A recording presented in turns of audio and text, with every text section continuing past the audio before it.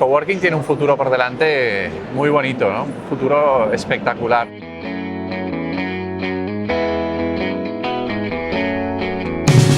El futuro del coworking, a mi entender, pasa por preguntarse qué tipo de impacto generan estos ecosistemas emprendedores, colaborativos, como mínimo compartidos, en sus ciudades y sus municipios y en su entorno más inmediato.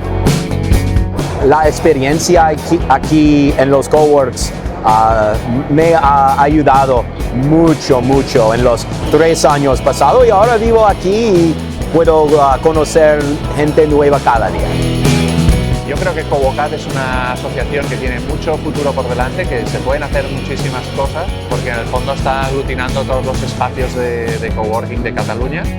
Colaboremos entre nosotros para dar proyección a esta manera de trabajar innovadora. Covocat tiene que seguir creciendo.